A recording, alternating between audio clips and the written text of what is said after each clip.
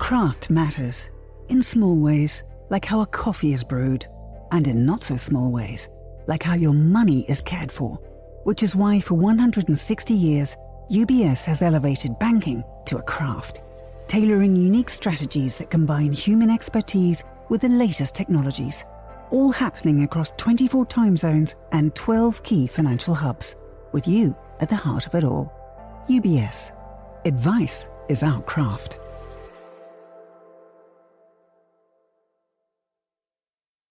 You're listening to The Globalist, first broadcast on the 7th of January 2026 on Monocle Radio.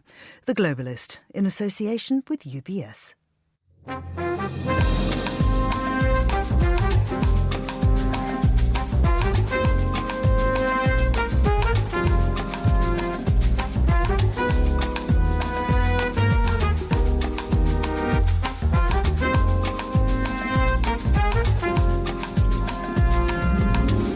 Hello, this is The Globalist, broadcasting to you live from Midori House in London. I'm Georgina Godwin. On the show ahead... This is a vital part of our ironcast commitment to stand with Ukraine for the long term. It paves the way for the legal framework under which British, French and partner forces could operate on Ukrainian soil. That's Keir Starmer announcing the declaration of intent on Ukraine, guaranteeing the country's future security, but only after a ceasefire with Russia. We'll get the details. We'll cross to our Bangkok bureau to catch up on the strained truce between Thailand and Cambodia. We'll flick through the newspaper front pages and get a roundup of news from the Balkans before heading to Germany, where our freezing correspondent can bring us up to date on the power outage, which has plunged 100,000 Berlin residents into the cold and dark. Plus, authenticity is the new luxury, and I think we have to be very cautious and very vigilant. When you grow, you don't dilute the brand and you don't break the magic that has been created over almost 98 years now. We'll hear from the chief executive of the Peninsula Hotels, and we'll find out how French wine growers are fighting back against the very concept of dry January. That's all ahead here on The Globalist, live from London.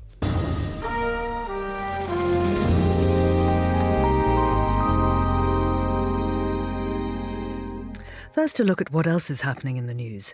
6 European allies are backing Denmark after US President Donald Trump repeated his desire to acquire its semi-autonomous region of Greenland.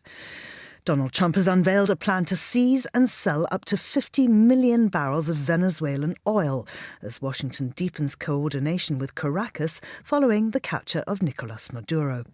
And China has imposed a ban on any items with a military use being exported to Japan in the latest reaction to pro-Taiwanese comments made by the Prime Minister Sanae Takaichi last year. Do stay tuned to Monocle Radio throughout the day for more on those stories. Now, leaders of some 35 countries from the Coalition of the Willing met in Paris yesterday to discuss how Ukraine could be secured after a ceasefire with Russia. The meeting was led by Emmanuel Macron and Keir Starmer, joined by Volodymyr Zelensky and senior US envoys Jared Kushner and Steve Witkoff. It comes at an awkward moment, with Washington focused on Venezuela and relations with Europe strained by renewed tensions over Greenland. Well, joining us now from Studio 5 at Rue Brachemont in Paris is Francis Collings, foreign news correspondent for the BBC, AP and more. Francis, many thanks for coming into our Paris studio this morning. At this 15th meeting of the coalition, Britain and France signed a declaration of intent to send troops to Ukraine in the event of a peace deal. So what actually is the detail on this? Well, it's complicated as ever with these things. A lot of the detail has yet to be ratified. The cost, they did stress that troops are not going to be sent on a combat basis, but more or less being put into military hubs, also reinforcing the Ukrainian armed forces. But we've also got to bear in mind, Georgina, this has got to go back to the respective countries. It's got to be ratified by parliaments in the UK, in Germany, Congress in the United States. And as you mentioned, the US was there, not necessarily with any heavyweight government officials, but the representatives of Donald Trump and Stephen Witkoff. Jared Kushner. And the concern, I guess, is always how much of a backing are they going to get from the United States? Will things change on a dime? But it is a step forward in terms of deploying troops, establishing military hubs, but all, of course, dependent on a ceasefire with Russia. And bearing in mind, Vladimir Putin has stated categorically all the way through he would not accept NATO troops close to the Russian border on Ukrainian soil. You talk about Witkoff and Kushner there. What do they say that the United States is prepared to do? Well, they say that they stand firmly behind the guarantees that have been agreed, and these are guarantees designed to prevent any further aggression. Certainly in terms of keeping something of a beady eye on Russian forces, they can provide technology. Boots on the ground from the United States is something which, of course, President Trump is not willing to commit or talk about. But we have to start thinking about, well, can this go ahead if the United States do actually change their mind, or they are less willing, even though they are part of the coalition of the willing? And also, does Europe have to really start firming its act, stepping things up, bearing in mind they're not entirely sure what support is coming from NATO, whether there will be a NATO in a few months, and what President Trump is going to do over the thorny issue of things like Greenland, which he keeps talking about. And of course, this is the elephant in the room, because it makes one wonder how significant the declaration is, because of what Trump is saying over Greenland, which is, of course, a NATO ally. So is Europe preparing itself to perhaps act without the US? Well, I don't think they want to go that far, and I don't think anyone is going to be willing to talk about that. I mean, we see, and I'm sure you've seen in the UK, the squirming by the UK Prime Minister Keir Starmer whenever he's asked questions about this. You have people who obviously have a duty to their own country while also trying to maintain a good relationship with President Trump and, of course, with the United States. And there is, someone was talking recently, and I heard them mention that it's almost a holding pattern. Yes, Ukraine has to be sorted out as soon as possible, but this White House may not be there for the long term. There's 3 years to go on this term, of course. And also we have to ask, are we looking at the future of NATO perhaps hinging on what comes out of the Epstein files? Are we seeing a wag the dog scenario? If you recall that great film from the 90s about America declaring war to distract from presidential problems. And also, what is going to happen next week? Yeah, this is unprecedented, it seems, in world politics, certainly in our time. You always at least knew where America stood. We're not entirely sure now. Just focusing back in on, should this all go well, should there be a ceasefire, which is extremely unlikely at this point, it has to be said, how would a European-led multinational force operate on Ukrainian soil? Well, it's military hubs as well as hardware, so it's going to be bases, effectively. I don't think if we're looking for a comparison, it can be quite the same as what happened in West Germany post-World War II, but establishment of secure hubs that can monitor Russian forces. And we're not talking, it seems, in the short term. We're not just talking about ending the conflict in the short term. These are troops that want to be there, according to this agreement, according to what they say. They haven't said how many troops, and they haven't spoken about cost, but to be there for the long term to prevent any resurgence of any aggression from Russia, any reattempt to invade. So it's basically military hubs, hardware, expertise, and American security guarantees in terms of keeping an eye on Russians. Is how I seem to read it after looking at the press conference yesterday. What has Volodymyr Zelensky said? Well, I mean, you have to, feel for Volodymyr Zelensky, who seems to spend most of his time in the air, rushing around to various meetings, and I think he was in Florida a few days ago. He's always very grateful. He's always, I think, since he got very badly burned in February at the White House in that horrible scenario with Trump and his advisors, he's always saying how grateful he is. But he has had backing and support, certainly from Britain, France and Germany, all the way through. He can count on their support. And they, of course, are placing themselves very much as mitigators when it comes to the Americans as well. Starmer, as we know from the UK, works very hard on his relationship with Trump, as does Emmanuel Macron, who invited Trump, if you remember, to the opening Notre Dame here in Paris before he was even starting as president for the second time. So the support is there from Europe, but, you know, we have to consider we may be looking at a new world order over the next few years where NATO could dissipate if something happens, if not Greenland, something else. Trump, when he was on the stump, of course, said, I think when he was just talking, and he does say a lot of things on his rallies. Well, I could encourage Putin to invade a country in Europe. Well, what if Putin is encouraged to invade a Latvia, or an Estonia? What does NATO do then? Does it have American backing? Are we going to see the formation of a European-based NATO going over the next few years? And is there any concrete ability to do that? And of course, that's something that Macron has looked at. I mean, he's really wanted to firm up a European security force.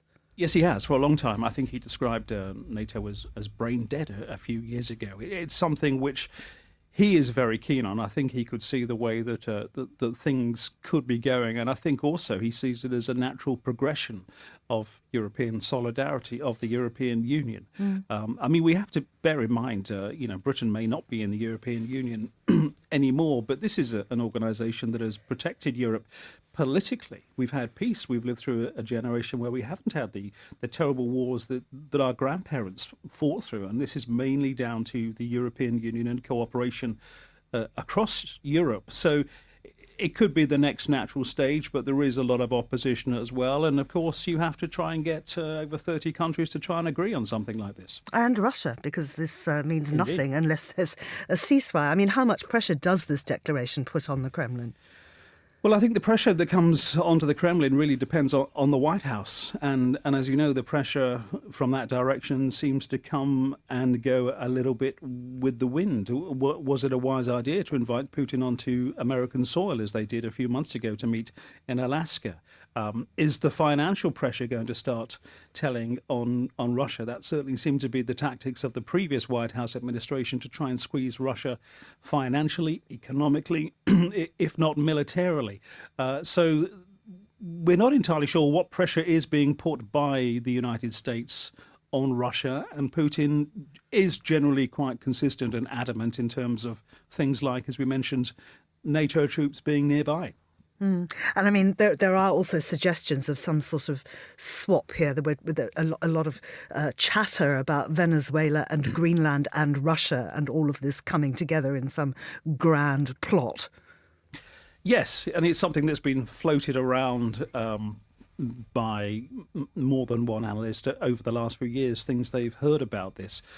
But the problem is that, and I was reading Michael Wolff the other day, who is Trump's biographer, who is still in contact, so he says, with advisors within the White House, that after the Venezuela attack at the weekend and Nicolas Maduro being taken to the United States, Trump was giving one of his speeches, as he did, I think, at Mar-a-Lago and on the plane, and they weren't entirely sure what he was going to say, and were somewhat surprised when he said, we're in charge and we're going to be running the country. So this is what we're up against. So this indeed is what some staff at the White House seem to be up against, that you never quite know which tack the boss is going to go for, which way he is going to go. Now, he seems to be riding on a wave of I can do anything at the moment. So Greenland really is a big concern, unless he can be dissuaded from that. And you imagine there are plenty of back channels from people who get on well with him across Europe to try and dissuade him of that.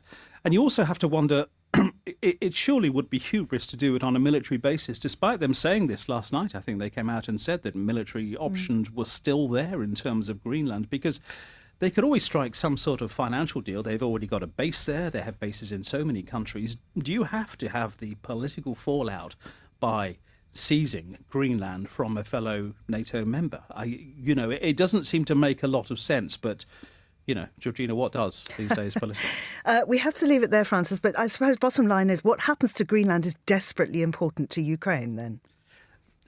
Yes, it is. I think so. And also, we don't want any distractions from what is going on in Ukraine, as whenever they're even speaking, Russia is still bombing Kyiv and bombing other places. It's ongoing. They need to try and sort this out. This was a big step forward yesterday. There did seem to be a lot of cooperation. It's whether it can be firmed up with action and whether the United States and others can drag Russia to the negotiating table again and establish some sort of peace accord, which we all need. Francis, thank you very much indeed. That's Francis Collings there, joining us from our Paris studio. This is The Globalist.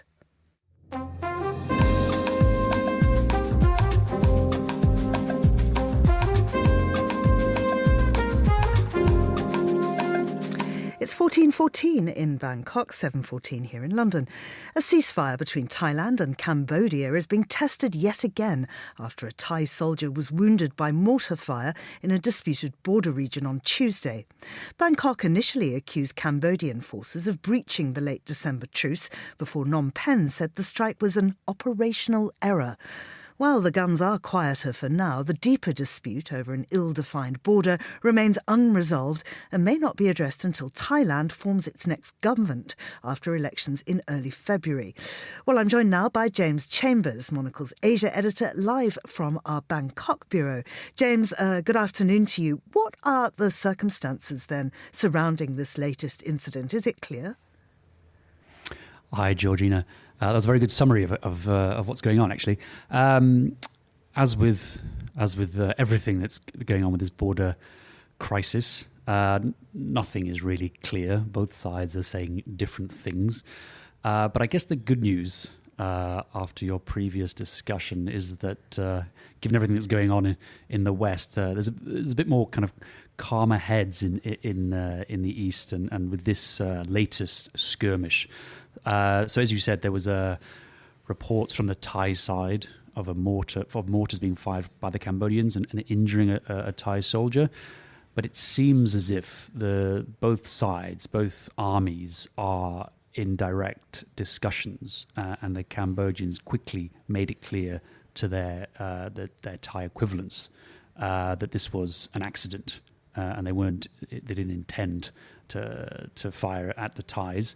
They backtracked a bit, and as you said, they're now saying it was operational issues. There's suggestions that some Cambodian soldiers were essentially cleaning up and had kind of set fire to a garbage dump or garbage heap, and then some kind of ordnance or some rockets or some mortars had accidentally gone off and injured some Cambodian soldiers. So it sounds a bit like incompetence or negligence, but nothing deliberate. And the two armies have been chatting. There's no interest in escalating this. I guess the only danger is that the politicians are now involved. And as you pointed out, it's election season here in Thailand. So the caretaker Prime Minister Anutin Chanvirakul has come out and said, the Cambodians need to explain what happened and they need to apologize, which is obviously not going to happen. And on the Cambodian side, it just so happens to be Victory Day, which is the anniversary of when of the fall of the Khmer Rouge and Pol Pot in 1979. And so the de facto leader Hun Sen has come out and made his usual statement about that, historic event. But, he's not minced his words about Thailand and has spent a lot of time basically trash talking about the Thais and how they're threatening Cambodia. So that's not going to do anything to dial down the situation. But for now, it seems that the men in uniform are keeping a lid on this. And what does Thailand's election mean for the chances of serious negotiation? Is it even something that voters care about? Is it being used as a campaign issue? I mean, that's funny because it doesn't seem to be. I mean, this latest incident is not a big story in Bangkok. It's obviously extremely important and sad for people who live by the border and have only been able to recently return to their homes after the latest fighting. And there are stories of farmers having to quickly and bring forward their harvest because they don't know what's going to happen next, and they want to sell their crops and basically stash some money away for whatever's going to happen. But in Bangkok, the focus is certainly not on Cambodia and this war. It's all about the domestic situation and the usual contest between the conservatives and the progressives. So that's dominating the news at the moment. It is election season. There are banners and hoardings everywhere. You can't walk down a pavement without bumping into a big poster of some politician. And so this war seems to be on the back burner. But as you said, no politician in Thailand can appear right now to be soft on sovereignty and territory. And no one has the authority to essentially deal with this issue until Thailand has a new prime minister. But as you said in your intro, this is kicking the can down the road, where even if this ceasefire holds for now, the situation over the border has got potentially even worse, because the Thai military is happy with the territory that it now has, and it agreed to this truce with the kind of understanding that it wouldn't give any of that back. Cambodia is obviously not happy. It is suggesting that Thailand has taken a bit more than it deserves. And so what was a dispute about a few temples going back 100 years is probably now a much bigger issue, and it's certainly not going to be solved any day soon. James, thank you very much indeed. That's James Chambers, Monocle's Asia editor. Now, still to come on the programme.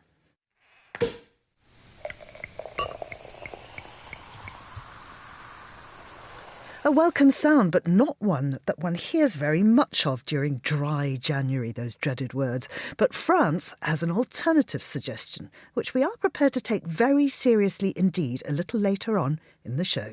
This is The Globalist. Craft is a matter of perspective, a unique outlook, an obsessive attention to detail. With UBS's Chief Investment Office House View, we're focused on identifying the latest investment opportunities and market risks to help you achieve your financial goals, so you get the big picture broken down into thought-provoking insights. Delivered daily and curated by over 200 globally connected, locally active analysts.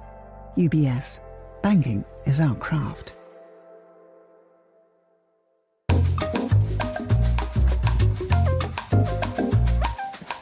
Well, let's continue now with today's newspapers. Joining me in the studio is Terry Stiastany, who's a political journalist and author of Believable Lies, The Misfits Who Fought Churchill's Secret Propaganda War. Good morning to you, Terry. Good morning. Happy New Year. Happy New Year. I think we have to stop that now. Though. Is it at the end? Yeah, it's the end. Okay. Yeah. Just done. Yeah. This set of newspapers, had we looked at it even a year ago, they would be unbelievable, really, the types of stories that we're seeing at the moment. I mean, let's just start with this Greenland story, because it's everywhere. Obviously, people are extremely concerned about this, a NATO country being threatened in this way. Politico, rather helpfully, has suggested exactly how the US might achieve its aims. Well, yes. I mean, as you say, 2026, even if it's not a new year anymore, it's already looking very unstable, very, not quite sure where the next thing might kick off. But Politico is looking at the way it's headlined, how Trump gets Greenland in 4 easy steps. And their subheading on this is, and worryingly for the Danes, it looks like he's started. And they're sort of kind of wargaming what might happen and comparing this to Putin's expansionist playbook, as they call it. And they've been talking to NATO insiders and Danish politicians and really, just worrying quotes from a Danish politician who asked for anonymity, saying that if Trump wanted to take over, it could be like 5 helicopters. He wouldn't need a lot of troops. But interestingly, as someone who's looked at propaganda and how it has worked in the past, their first step that they're suggesting would be an influence campaign to try and boost Greenland's independence movement. So, Americans trying to carry out covert influence operations in Greenland and trying to encourage people within Greenland to say, that we want independence we don't want to be part of Denmark anymore. And it suggests that they're already using some of these kind of influence methods. Next step, potentially offer Greenland a deal to leave Denmark, try and incorporate them into the United States.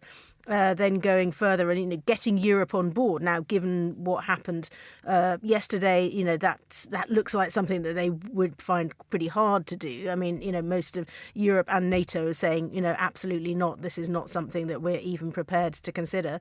And then step 4, a potential military invasion. I mean, can we really believe that this is where we are at the beginning of 2026? It's quite extraordinary.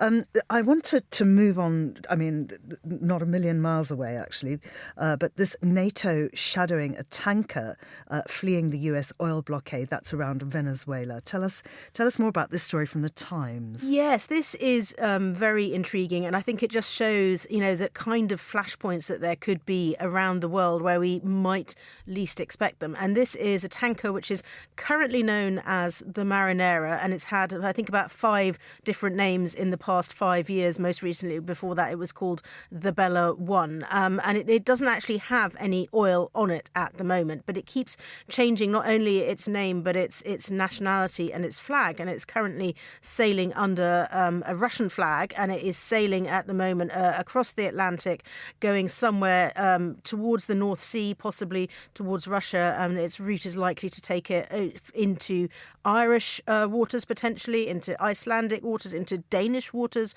as well. And so NATO are tracking this, but also, according to some reports from CBS, Russia is also deploying naval assets to try to escort this tanker. And the reason this matters, of course, is that Donald Trump said he was blockading oil tankers which have come from Venezuela. He wants to impose sanctions on them. He wants to get a load of the oil.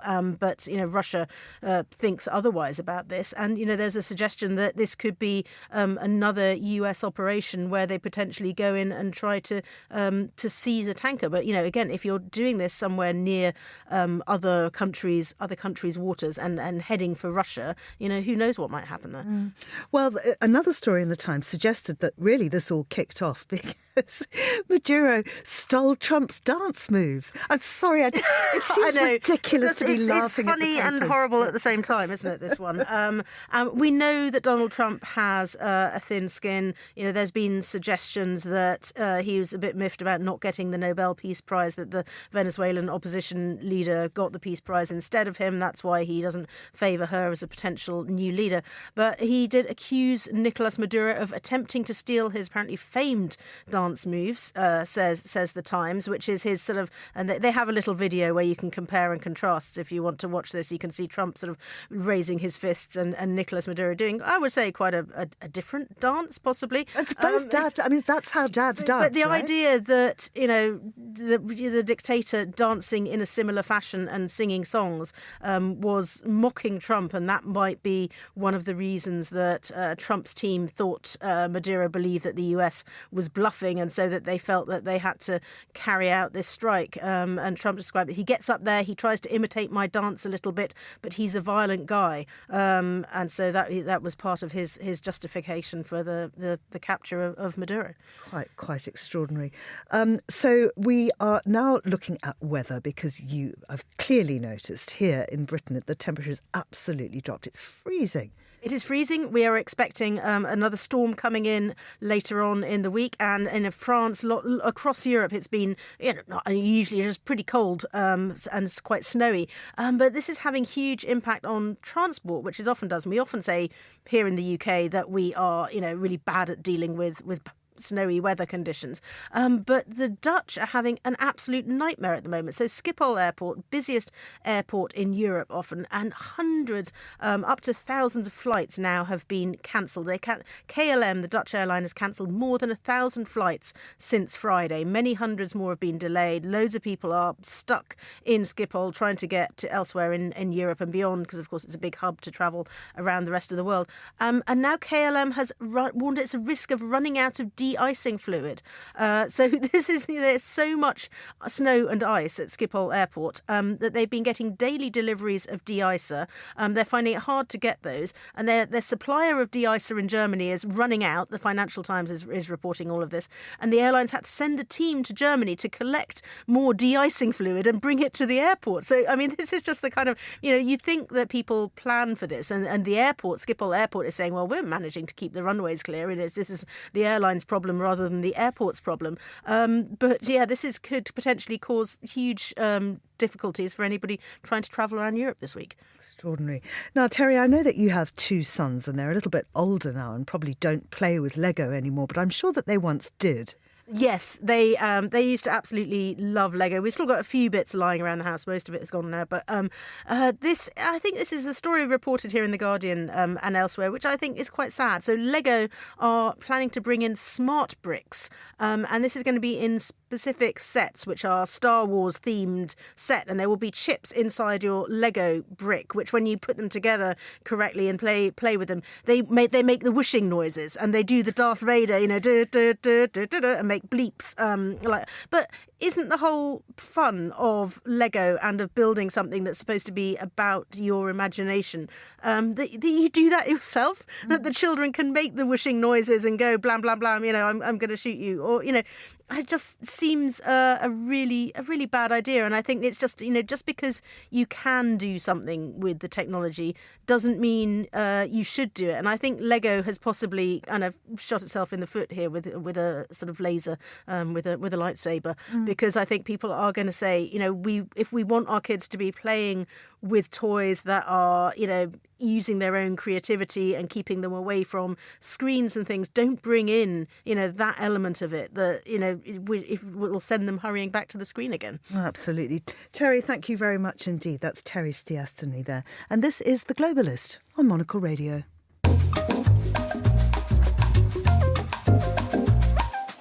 Now, here's what else we're keeping an eye on today. 6 European allies are backing Denmark after US President Donald Trump repeated his desire to acquire its semi-autonomous region of Greenland. Trump said the US needs Greenland for security reasons, and the White House has not ruled out military intervention. Donald Trump has unveiled a plan to seize and sell up to 50 million barrels of Venezuelan oil as Washington deepens coordination with Caracas following the capture of Nicolas Maduro. While Venezuela's political future remains uncertain amid US claims that it will be running the South American country, for now Trump appears to be working with interim President Delcy Rodriguez and other senior officials from Maduro's government, disappointing the opposition that had hoped to play a larger role. And China has imposed a ban on any items with a military use being exported to Japan. It's the latest reaction to pro-Taiwanese comments made by Prime Minister Sanae Takaichi last year. The list of banned exports runs to 800 items, including chemicals, electronics and tech. Japan has called the measures absolutely unacceptable. This is The Globalist. Stay tuned.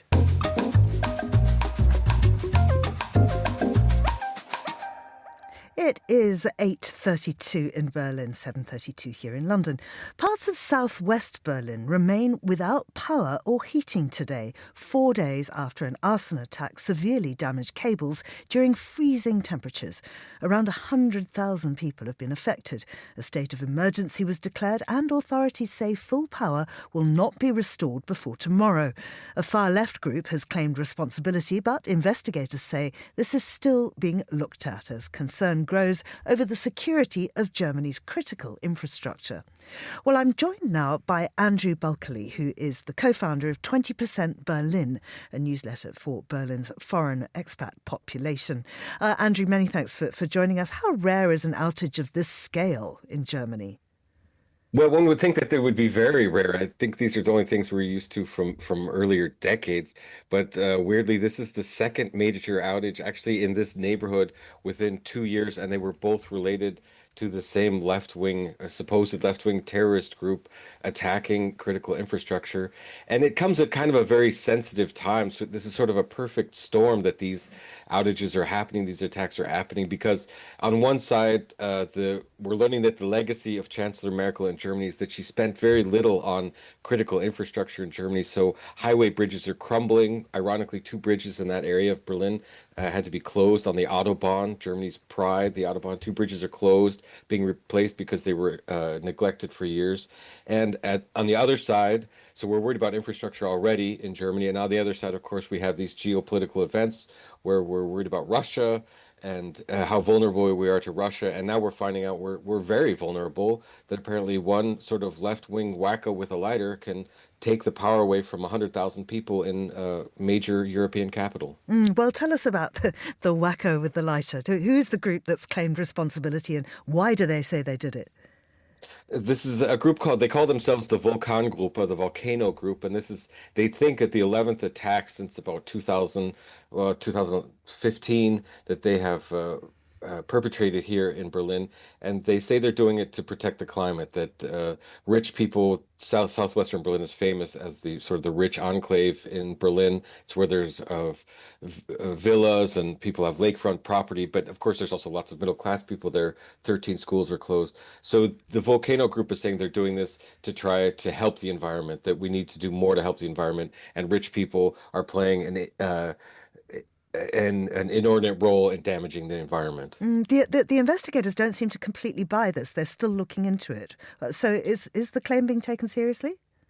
That's not entirely true. The internet isn't buying it. The investigators are pretty confident that this is a left-wing group, or maybe just one individual who, after these attacks, they always send out letters claiming responsibility for the attacks. This time it's a little bit differently. Usually these letters are published on left-wing websites. This time the group went straight to media, sent these notes to media, and after they sent the notes to media, they sent another note that said they weren't happy with the way media published these letters, that they didn't publish the letters verbatim, that they just quoted them. And now, last night, the group even sent out a letter that said they are in fact for real. They are the Volcano Group. They're a left-wing group, because the internet is speculating that this is actually hybrid warfare from Russia, that these are Russian agents attacking Russian infrastructure. But if you look at the big media in Germany, Der Spiegel, Frankfurter Allgemeine, Handelsblatt, those are the newspapers with contacts in Germany's intelligence services, and none of them are saying that their sources are telling them that these are actually Russian agents. They're saying it is most likely the Volcano Group, and they are left-wing terrorists. You mentioned the attack in September. Were any changes made after that? Was any action taken? This is the big question that we're all wondering, and that answer does not seem to be coming. You get the usual political answer of we're looking at it, we're considering it. It's sort of amazing that, you know, I've been a reporter for 30 years, and I've written about power grids. I mean, we call them grids. The German word is network. And I've always understood that if you lose a wire over here on the right-hand side, more power is just brought in over the left-hand side, that it's always been able to compensate. And we're learning that that isn't the case. All you need to do is burn one cable, and you can take away 100,000 power to 100,000 people. So we haven't heard much about what they're going to do, and frankly, I'm not sure they're sure what they're going to do. And this is also a problem because we have local elections in September, and the mayor, he's not looking very good right now. I mean, there are currently reforms before the Bundestag. Do we know what those are, and will this latest incident accelerate the process? Well, I think the reforms you're talking about is that they've passed a giant spending package. They borrowed billions to spend on infrastructure. So one would think that the money is there to maybe bulk up on redundancy. Obviously, maybe have two cables that are several hundred meters apart, set rather than just one.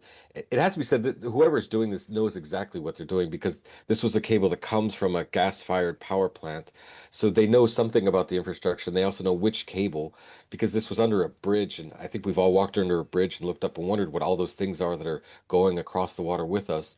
And this person knew exactly which one to target. So this is somebody with some knowledge.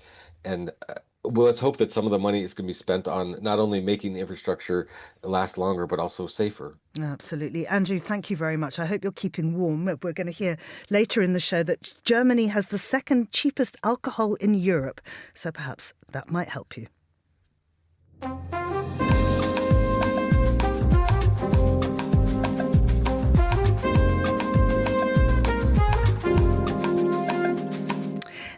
let's have a roundup of news from Guy Delaunay, Monocle's Balkans correspondent. Good morning to you, Guy. Good morning to you, Georgina, from a very snowy Ljubljana. Is it beautiful? It is actually gorgeous, and I was out sledging last night in Tivoli Park, which was spectacular. Oh, it sounds just beautiful. Tell us about Slovenia and the presidential polls. Well, it's not the president who's being elected. It's actually going to be the parliamentary elections, and the president has called them.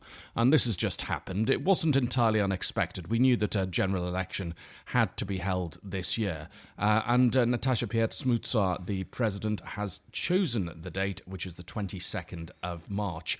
The interesting factor here, Georgina, is that the current Prime Minister, Robert Golob, will actually become the first Prime Minister to complete a full 4-year term in almost 20 years. So 2008 was the last time we had a government run to its full term in Slovenia. That gives you some idea of it's a bit like a mini Japan sometimes, Slovenia, in its politics. You get an awful lot of churn at the top. That's extraordinary. That's a very long time for it to be in that situation. And is this making big news? I mean, is this a huge story in the country? Well, the funny thing is, of course, you think when you're a correspondent in this region, right, I want to know all about what's going on. Let's start with the national broadcaster, RTV Slovenia.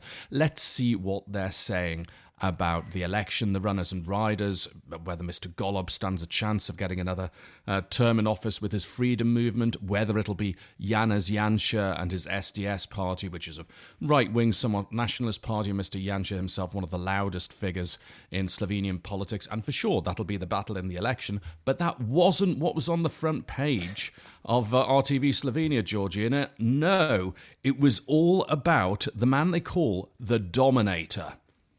Who is the Dominator? Thank you very much for picking that up. The Dominator is none other than Domen Preoc. And Domen Preoc is not a politician, though he could probably run for office any time he liked now and win. Domen Preoc is the world's greatest male ski jumper. And he is Slovenian, and he has just proven what a great ski jumper he is, not just by the fact that he holds the current world record, but by winning the Four Hills competition, which is one of the most prestigious awards you can get in the world of ski jumping. And Slovenians consider ski jumping to be their national sport. So when Domen Preoc wins the Four Hills competition, which, as it implies, is spread across 4 different hills in European ski jumping competitions, then this is enormous news. And it was absolutely everywhere on the pages of not just RTV Slovenia, but every other news outlet in Slovenia. So he's the 3rd Slovenian to win it. That's right. So this is, I mean, Slovenians are really good at this. I did a piece about ski jumping recently for Monocle. I interviewed Domen Preoc and his sister Nika, who just happens to be the women's world record holder and a double World Cup champion. And she's only 20 years old. She's currently leading the women's rankings as well in the World Cup. So these two are hot favourites for the Olympics. But yes, Domen Preoc became just the 3rd Slovenian to win the Four Hills competition in, I think it's 72 years of that competition being held. The last one to win it 10 years ago was, of course, his brother, Peter. So you're getting a picture now, aren't you, of what sort of a family the Preocs are. I think there's one other ski jumping Preoc who's still coming through, who's still in the junior ranks, and their dad has been taking them to all these competitions for years, although he probably doesn't need to now because Domen won €100,000 for taking the Four Hills title. So being good at ski jumping pays. Well, can you imagine if you're part of the family and you're not good at it? Yeah. I mean, I think quite a lot. I think there's at least 5 children and one of them isn't. I think one of them's a dancer, I seem to recall them telling me. So I don't know if they're very good at dancing. You'd have to be, wouldn't you? Yeah. What if you just, want to be a librarian or something? I mean, you met them. Were they odd? Nika Preoc, the younger sister, who is the leading woman in the world and of all time because of her world record, she is a woman of very few words, I have to tell you. You get very... You know how it is as a journalist. You try and ask open questions, not things that'll just give you a yes-no answer. Nika will give you a one-word answer to an open question. Domen, on the other hand, is extremely loquacious, but... What all of the ski jumpers I met have in common is this. They all talk about how what's really necessary is to be right. And we could view this another way, Georgina, but they say you've got to be right in your head in order to do ski jumping. Because when you see these people sitting at the top of the ski jumping hill, and it looks sort of fairly calm, and then they just push off, and then they're taking off at more than 100 kilometres an hour sometimes, and flying in distances of more than 250 metres in Domon's case. That's something which takes a little bit special in the head. And there was one of the other ski jumpers who said, when I got up there and it was so foggy that I couldn't see anything, I thought, great, now I don't need to be afraid. Huh. Wow, that's extraordinary. Have you done it? Have you skied? I don't know why we're talking about ski jumping so much, but I'm suddenly fascinated. Well, I've done I haven't done it, and it would be crazy for me to start doing it at my age. You have to start very young, because as with many of these extreme sports, if you try doing them when you are, even in late teens or something like that, you wouldn't be able to start doing it, because you simply have to get used to doing the small hills, the very small hills first, falling over, learning how to fall. That's very, very important. You can't do it when you get older. So, and I'm talking about it a lot, Georgina, because it's such a huge obsession here in Slovenia. Can you imagine what it's like with the Olympics a month away and two Slovenians being hot favourites for gold medals in what Slovenians consider their national sport? It's a huge part of the national discourse here, and that is why I'm banging on about it.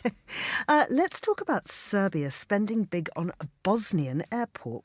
What's that about? It's a funny one, this. So it's not just any airport. This is the airport in Trebinje, which is in Republika Srpska in Bosnia. So this is the majority Serb part of Bosnia.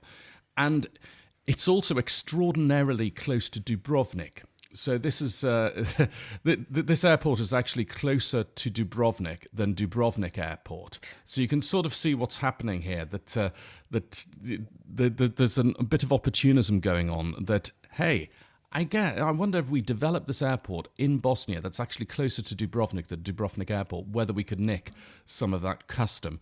And Serbia's getting involved. I don't know whether this is just trolling Croatia or something, Georgina, but it's the President Aleksandar Vučić says he's willing to lob in 200 million euros for the construction of Trebinje Airport, and that's quite astonishing. Though I have to say, this is his most recent pronouncement this week.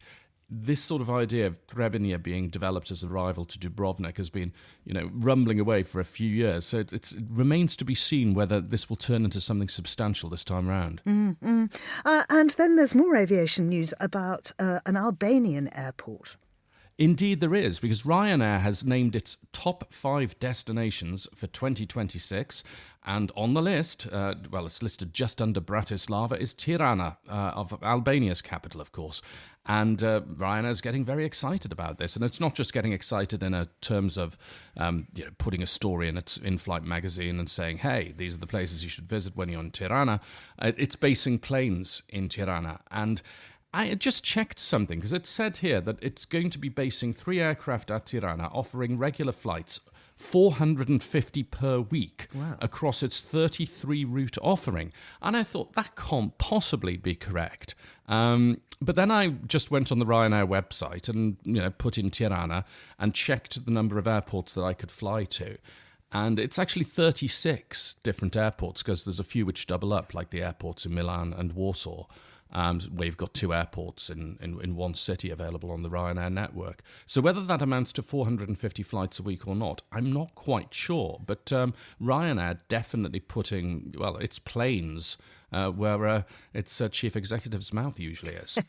Guy Delorne, thank you very much indeed. Guy is our Balkans correspondent, and you are listening to The Globalist on Monocle Radio. IQ, EQ, and AI. 3 components key to the craft of innovation at UBS. Because to stay ahead in a rapidly evolving age, you need a partner with decades of experience, endless passion for the work, and a finger on the pulse of leading technologies, bridging human expertise with artificial intelligence, all to elevate you. UBS. Banking is our craft.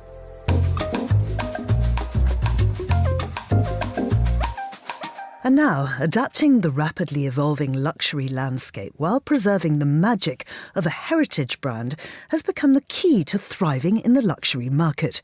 While in Cannes last month at the international luxury travel market, Monocle's Emma Nelson spoke with leaders from some of the world's most exclusive hospitality brands. To get a picture of the luxury hotel scene, Emma caught up with Benjamin Ruchot, who is CEO of the Peninsula Hotels. She started by asking him how he thinks luxury manifests itself in the guest experience. I think one of the biggest words that we should focus when trying to define luxury, for me, is authenticity. You can't fake it in hospitality. If your approach to the guest is not sincere, if you're not really genuinely smiling when you're opening the door to welcome your guests to your hotels, or even just, being called in the middle of the night to bring those slippers because they're too small when you're size 12, you have to really be authentic and you have to be really genuine about delivering that experience. Authenticity is the new luxury, and I think we have to be very cautious and very vigilant when you're the custodian of a brand like the Peninsula Hotels to make sure that while, temptation to grow is there, when you grow, you don't dilute the brand and you don't break the magic that has been created over almost 98 years now. That nearly century-old identity is something which is very precious. When you work in something like jewellery, it is the most intimate product because it touches your skin. How do you transmit those values into something such as a hotel? And you talk about the authenticity of it, but that idea of actually even scaling up to 12 properties, how tricky a balance is it? There's definitely the non-negotiables when you build a luxury hotel, which is a beautiful bathroom, the best beds, the best pillows, and all the hardware that is expected in a luxury hotel like the Peninsula Hotels. What really will differentiate it is the quality of the service and the intentionality of the service. Getting to know your guest is really an art. Anticipating the needs of the guest even before they can think of it is what really will define an excellence in service. The biggest compliment that we get when we get reviews is that when our guests don't comment on the quality of the marble or the beautiful chandelier that were made in those magnifique places in Venice or others, it's about the service, about the people, it's about the name of our colleagues that have dedicated their time and attention to them, and that really is a true differentiator. Those are true values. There's something that we claim when we invite our new colleagues to come and join the Peninsula is make it right. Everybody makes mistakes. What is important is to make it right. Where do you find that caliber of people who will be dealing with customers, who make sure that the Peninsula's brand is maintained professionally day to day? Right. It's getting harder and harder, I won't lie to you. It's a true commitment to the world of hospitality. I say that in a very humbled way because I don't come from that trade. But when I started working in retail, I actually was on the shop floor, and I know what it is to stand, for 8, 9, 10 hours and greeting clients and sometimes having to deal with difficult situations. This training in luxury hospitality has to come also with this amazing atmosphere, this amazing, those beautiful palaces. They attract people who want to work for that. It's a career. We offer wonderful careers, from start of being an apprentice, of being an intern, to, being managing directors of those operations. Those are 600-700 people working in a hotel. And what we try to do at the Peninsula is to give that passion for the brand and give those opportunities to travel around the world, around our 12 hotels, and get some opportunities to grow. But it is more and more difficult to really get that passion for others, the dedication to service. So we have to have fun, and we have to create an environment that is stimulating this. What do you do that's fun? Well, we try to get them not to take themselves too seriously. We just had a leadership conference in Hong Kong for all our executives who work around the world, and I decided to take the uniform for me and the whole leadership team, and we opened the conference, opening the doors, dressed up as Peninsula Page, and clapping our colleagues to say, we thank you for being so helpful in helping our guests every day of your lives. And this was a great moment. So not taking us too seriously and really remembering that it's all about the guest experience and the guest satisfaction. How do you make something like this distinct in a place like Hong Kong, for example, Sure. where you have a heritage hotel with great provenance and everybody knows? Yet the market in Hong Kong is getting tougher and tougher and tougher, and the clients are getting tougher as well and more demanding. What do you do to make sure that people still choose you over someone else? I think it's about relevancy, and it's a combination of that wonderful heritage. The Peninsula Hotel and the lobby of the Peninsula Hotel is secondary to none. It's legendary. it's a must-go-to, and it's really a place where things happen. Business deals are made, movies are being shot. It's an ongoing stage. What we have at the same time is to make sure that while memories are being celebrated, maybe your grandparents were married in the Peninsula Hotel, how do we make sure that the next generation also wants to come and spend time with them? So it's about a great F&B offering. It's about, capturing this. Today we say that, the grandeur of a hotel is actually very much in fashion. It's reassuring, but at the same time, we don't want to be too boring or too stiff. So it's about, playing with those dimensions and making it very authentic again. That was Benjamin Vouchot, CEO of the Peninsula Hotels, in conversation with our Emma Nelson.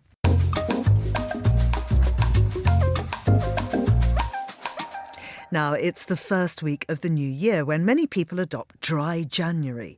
I'm personally torn between a dry martini January or a dry white wine January, leaning towards a crisp Albarino or an unoaked Chardonnay.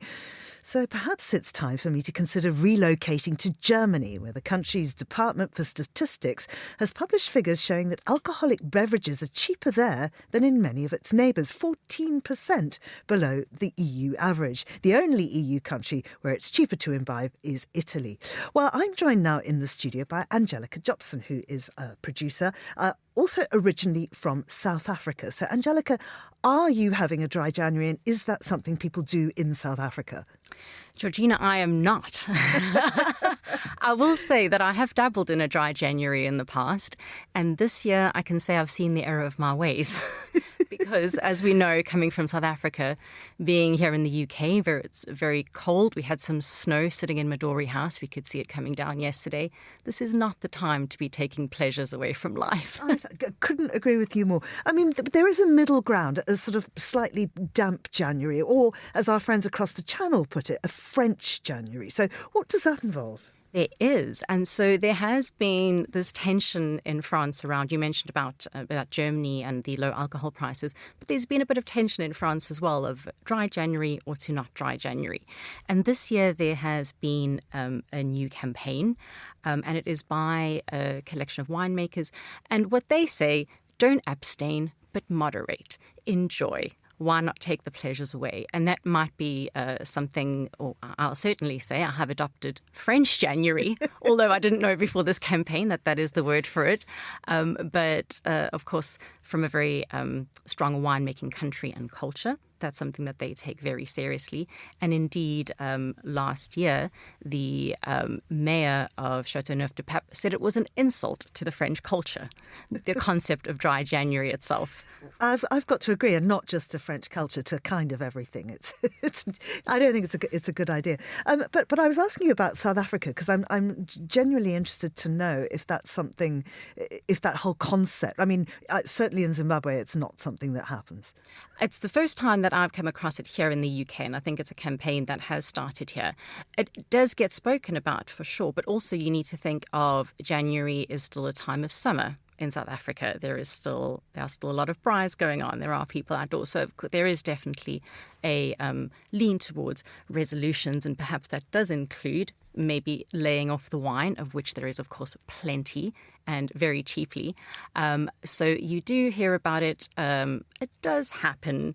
There's not the kind of French culture that we mentioned, this kind of, that kind of wine culture in society. So you do hear it, but not as much as here in the UK. Because, I mean, there are some fabulous vineyards there.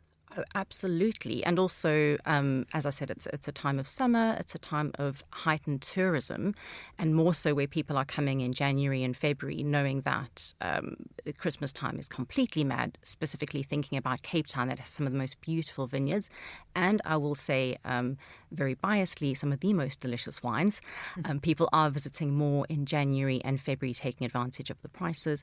And so why lay off the wine then? And of course, there's a fabulous literary festival there. I think it's February, French Hook, and that's happening all around the sort of wine lands. Which is, sadly, I can't go because I'm busy elsewhere, but it sounds amazing. Just before we go, what about low or no alcohol drinks? Is that a thing? Is that catching on? In South Africa? Well, anywhere. Anywhere. Absolutely. I think here it is more and more. There are, of course, spirits, which I find quite interesting, that you do see, particularly major brands that have their own versions of 0%, particularly gins, things like that. I think you do see more and more of those, whether it's catching on. I think there are, especially with younger generations that do drink less. That's something that they are more interested in. But I have also seen more wines as well doing 0%. Honestly, what is the point? Maybe February we could be trying them, but maybe for this January, let's stay on the Pinot Grigio. Yeah, exactly. February, the shortest month. That's the one to do it in if you're going to do it. Angelica, thank you very much indeed. That's Angelica Jobson. And that's all for today's programme. Thanks to our producers, which include Angelica Jobson and Anita Riotta, our researcher, Annalise Maynard, and our studio manager, Steph Chungu, with editing assistance by Christy O'Grady. After the headlines, there's more music on the way. The briefing is live at midday in London, and The Globalist will return at the same time tomorrow. I'm Georgina Godwin. Thank you for listening.